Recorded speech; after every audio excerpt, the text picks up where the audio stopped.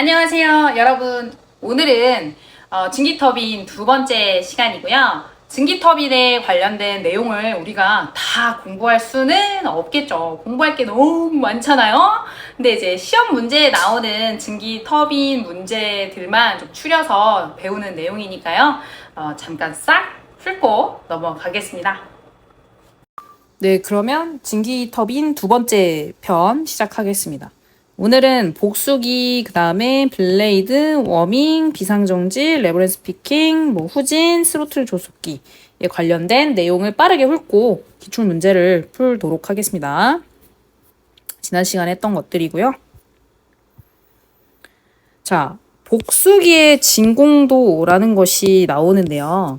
우리 터빈의 구조를 잘 생각해보면 보일러, 터빈, 복수기, 펌프 이렇게 그리고 항상 선생님이 사다리꼴 모양의 그래프를 기억을 해주라고 했었죠. 이게 무슨 선도일 때? PV 선도일 때. 자, 요거 기억을 한 다음에 복수기의 역할을 한번 보도록 하겠습니다. 자, 내부에 설치된 수많은 냉각수 관 속으로 냉각수가 흐른대요. 여기 보시면 냉각수가 들어갔다가 열심히 냉각작용을 하고 냉각수가 나가게 되죠. 이 냉각수의 온도가 아주 중요한 역할을 하겠죠. 냉각수의 온도가 너무 높으면 응축이 되지 않고 물이 되어서 나갈 수 없게 되겠죠. 그러면 이 복수기 내에 압력이 어떻게 되겠어요? 증기가 자꾸 차니까 올라갈 수밖에 없겠죠? 그럼 진공도가 떨어지겠죠. 우리가 여기서 말하는 진공이라는 거는 엄청난 저압을 이야기하죠. 진공 청소기도 그 압력이 낮아야 바깥에 있는 뭐라 해야 되나 찌꺼기들이 안으로 들어오잖아요. 압력은 어디에서? 고에서 저로 이동을 하니까. 그래서 우리가 압력을 낮춰줘야 합니다. 왜 압력을 낮춰줘야 하느냐? 진공도가 왜 중요하느냐?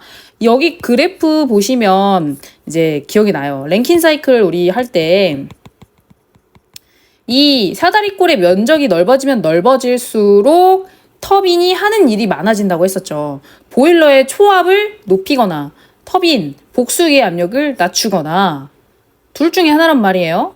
그러면 얘네가 쭉 하면서 사다리꼴이 넓어지고 넓이가 좋아진다 했죠. 이 말은 무슨 말이죠? 터빈이 훨씬 일을 많이 했다. 효율이 증가했다. 라는 뜻이었습니다. 그래서 복수기의 진공도라는 거는 결국 터빈의 출구 압력을 낮춰주는 것과 같은 일을 합니다. 그렇죠. 복수기에서 진공도가 잡히지 않으면 터빈의 효율이 떨어질 수밖에 없다. 기억을 해주세요. 그리고 냉각된 물은 복수기 아래쪽에 모이게 되고 복수 펌프에 의해서 복수기 밖으로 배출된대요. 그죠? 자, 복수 펌프가 어디 있나 여기 봤더니 여기서 증기가 들어오고 뭐가 돼서 떨어져요? 냉각수 지나면서 열 전달하면서 물이 되어서 떨어지죠. 그 친구들을 내가 다시 순환시켜주기 위해서 복수 펌프로 내보낸다. 자, 다음 복수기 속에 있는 공기와 같은 불응축 가스는 증기 이젝터나 진공 펌프에 의해서 복수기 밖으로 이제 나간다라고 되어 있죠. 여기 나와 있는 이 이젝터. 얘가 있어야 모두 잡혀요. 진공도 잡히죠. 네, 그리고 안에 있는 불응축 가스 같은 것들도 우리가 내보내고 이런 역할들을 한다. 됐습니까? 그래서 시험 문제에 나오는 파트들은 복수기의 진공도가 그럼 왜 저하되느냐라는 걸 이제 물어봐요. 한번 차례대로 읽어볼게요. 누입 공기량이 증가하면 공기 분압이 높아지고 진공도가 저하된다. 여러분, 복수기, 응축기에 들어오는 증기가 자꾸 막 늘어나요. 그러면 압력, 밀도가 점점 이제 밀도가 점점 작아지니까 얘들이 막 모이면서 압력이 높아지겠죠? 그러면 압력이 낮아야 하는 진공도는 잡히지 않겠죠. 그래서 이것도 맞고. 스케일이라는 거는 물때를 얘기합니다. 물때. 좋은 게 아닙니다. 물때. 우리 화장실, 샤워실 쓰다 보면 청소 안 하면 누렇게 물때 끼잖아요. 이제 그 친구들이 이런 냉각수 관, 전열면에도 이렇게 붙으면 스케일이 이런 데 생기면 열 전달이 잘 안 되겠죠. 열 전달이 잘 되지 않으면 응축이 되지 않고 그럼 증기가 자꾸 여기 모이게 되면서 어떻게 돼요? 압력이 높아지겠죠. 진공도는 떨어질 수밖에 없겠죠. 그래서 열 전달률이 급격히 저하함으로 진공도가 저하된다. 자, 진공 펌프의 능력이 저하하는 경우 진공도가 저하된다. 당연하죠. 이 이젝터가 안에 진공을 잡아줘야 하는데 이젝터가 고장나면 진공도가 저하되겠죠. 자, 복수 펌프의 능력이 떨어지면 복수 펌프의 능력이 떨어진다라는 건 물을 빼내줘야 되는데 물이 빠져나가지 못하고 여기 계속 차 있다고 생각해 보세요. 복수기 내 압력이 높아지겠죠? 네. 그래서 진공도가 저하된다. 냉각수량이 부족하거나 냉각수 온도가 높아서 냉각이 되지 않는 경우 진공도가 저하된다. 처음에 설명했죠? 자, 그 다음 블레이드입니다. 블레이드는 여기 나와 있는 것처럼 이 회전 날개들을 우리는 블레이드라고 하죠. 이 초압부에서 나오는 블레이드는 이렇게 조그만데 점점 얘네가 압력이 낮아지면서 그 증기가 이 팽창하잖아요. 점점 이렇게 커지잖아요. 이 점점 커지면서 저압부로 갈수록 블레이드의 크기도 커진다라는 걸 지금 나타내고 있는 거고요. 그래서 이 회전 날개들은 고압의 증기를 이제 충돌하면서 얘네들 견뎌야 되잖아요. 그래서 크리프 한도라는 게 나오는데 고온에서 장시간 작용하는 능력에 의해 재료가 변형되는 한계점을 얘기하는데 이 한계점이 어때야 되겠어요? 높아야겠죠? 크리프 한도가 높은 재료를 써야 한다. 그리고 나머지들 읽어보면 진동의 감쇄 능력이 커야겠죠. 진동을 너무 많이 이렇게 진동하게 되면 터빈이 흔들리게 되면서 축계가 흔들리고 효율이 떨어지거나 뭐 문제가 생길 수 있겠죠. 가격이 저렴하고 가공이 쉬워야 되고 고온에서 균열 한도의 감소가 적어야 된다. 그 다음 증기 중에 수분에 의한 부식이나 침식에 충분한 저항력을 가져야 되고 원심력에 의한 인장 응력, 굽힘 응력, 뭐 진동 응력 등에 충분히 견딜 수 있어야 된다. 다 당연한 말들이죠.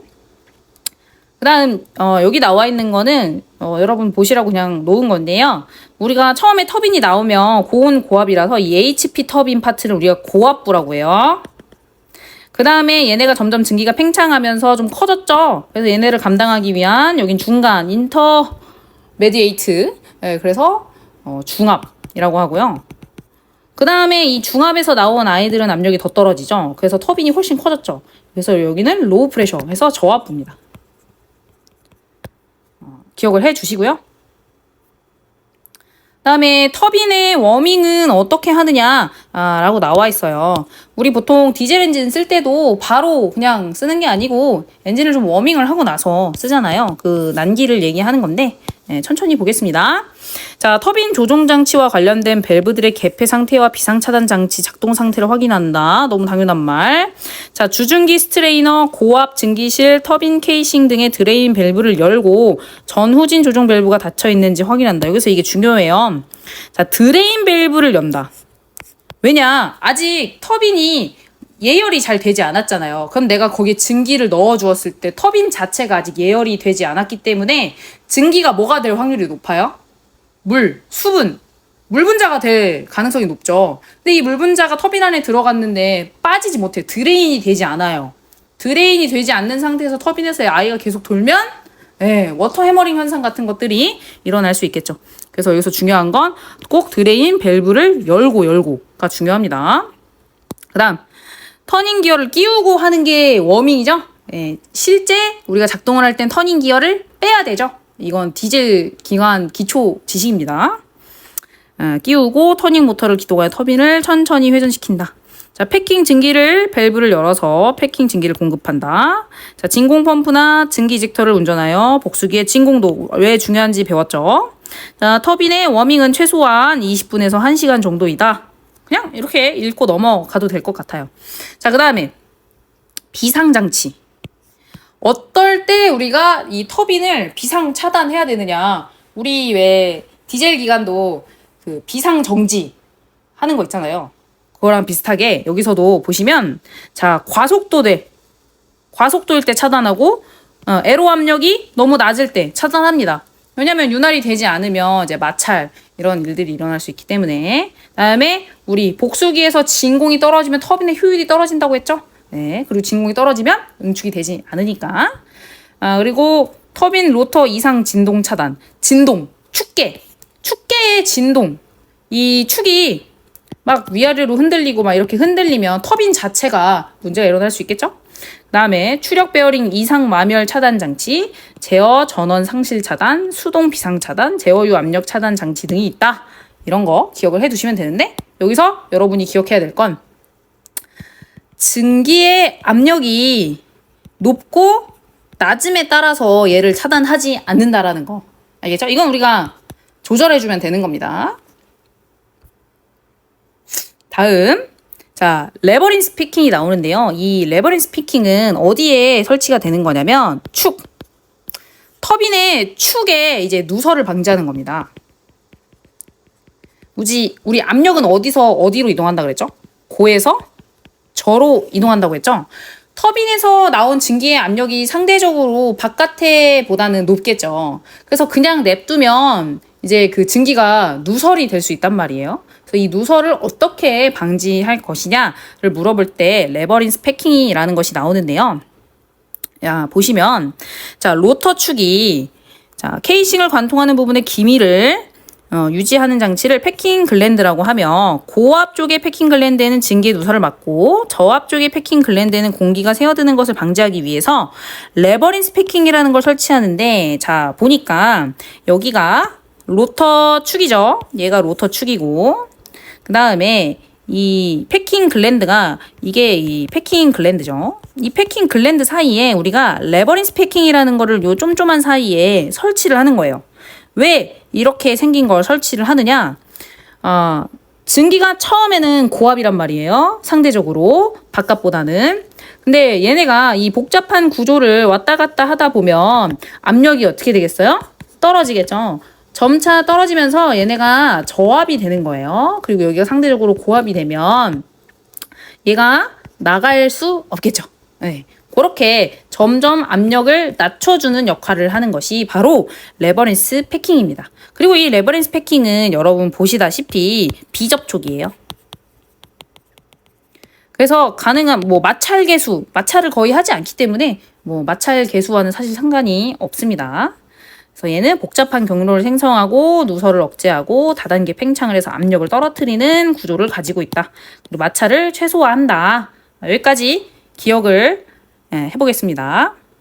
자, 그 다음 나오는 게 감속장치와 조속장치인데요. 자, 보통 선박용 주중기 터빈의 회전수는 5,000에서 7,000 rpm, 저압이 3,000에서 5,000. 이제 엄청 빠른 속도로 돌지만 우리 상선은 뭐 110 rpm, 뭐 여객선 뭐 250 rpm으로 전혀 다른 이 rpm을 갖고 있기 때문에 감속 장치를 설치해야 되는데 이런 기어들, 피니언과 같은 기어들을 여러 개 설치해서 감속을 하고 있다라는 걸 나타내는 거고요. 그리고 여러분들이 여기서 기억을 해줘야 될 거는 저압 터빈 측에 후진 증기가 들어가고 고압 터빈 측에 전진 증기가 들어간다라는 거 기억을 해 주시면 좀 좋을 것 같아요. 우리 아까 봤던 사진 중에 요 사진 기억나시나요? 여기 사진 보시면 여기가 고압부, 그다음에 중압부, 저압부죠. 그래서 우리가 전진하기 위해서 들어가는 증기 터빈은 요 파트라고 생각을 해주시고 후진하기 위해서 들어가는 이제 증기의 그 압력은 저압부라고 생각을 해주시면 얘네 둘이 조금 형상이 다르고 축의 축경이 좀 다르겠다라는 걸 여러분이 기억을 해주시면 돼요. 그리고 전진과 후진이 있을 때 후진의 효율이 좀 더 떨어질 수밖에 없겠죠. 저압부니까. 네. 그런 거 기억을 해주시면 되고요. 다음에 조속장치.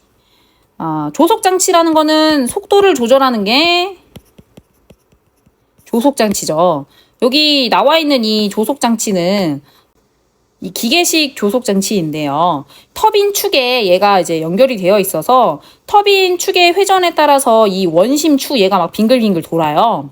그래서 이 원심 추의 회전 속도를 얘가 검출을 해가지고 파일럿 밸브를 움직이게 하고 서버 모터에 이제 움직임을 줘서 여기서 증기의 유량을 내가 조절해 주는 것이 바로 조속장치입니다. 자, 그러면 문제를 풀어보도록 하겠습니다. 지난 시간에 풀었던 문제들은 풀지 않고 남아있는 문제들만 풀도록 할게요.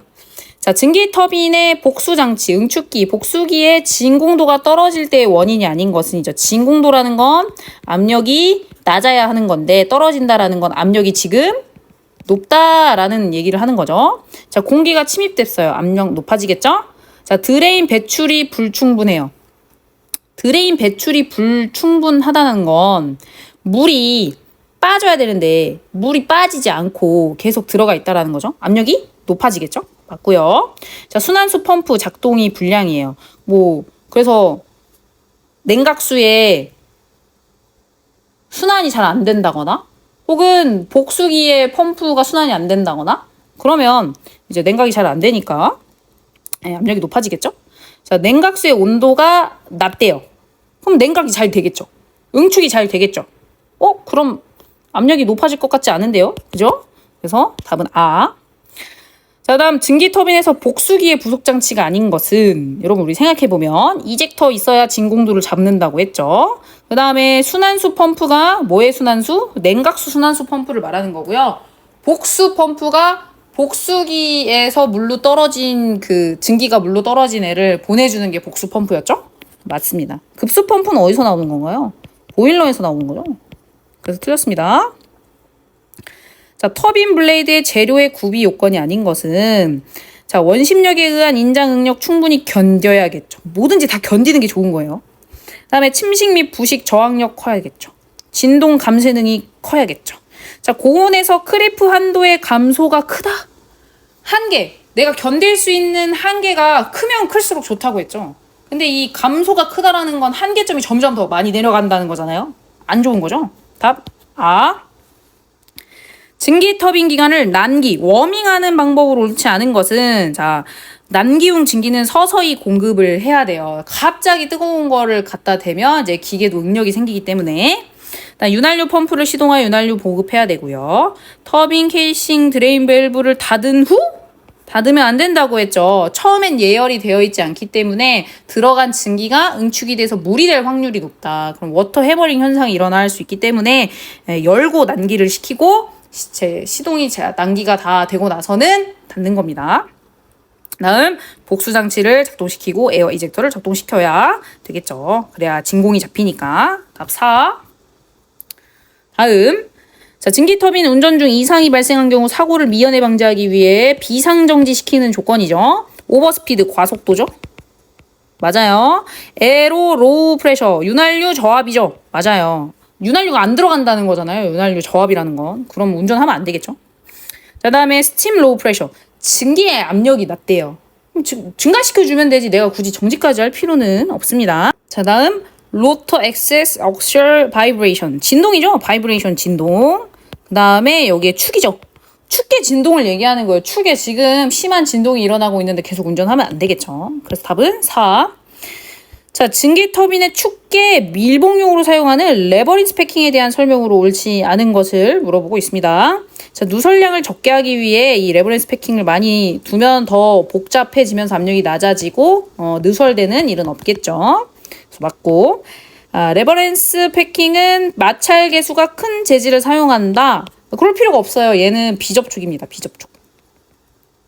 그리고 마찰 계수가 크면 마찰하면서 얘네가 점점 빨리 닳겠죠. 그럼 자주 갈아줘야 되는데 별로 좋은 게 아니죠. 틀렸고 나머지는 읽어보시면 그냥 맞는 말이구나 하고 넘어가시면 돼요. 그래서 답은 다. 후진 터빈에 대한 설명을 옳지 않은 것이죠. 자, 형상은 작으면서 큰 출력이 요구된다. 띠용 하고 넘어가고요. 자, 고압 전진 터빈과 후진 터빈의 축경은 동일하다? 여러분 아까 그 사진 기억나시나요?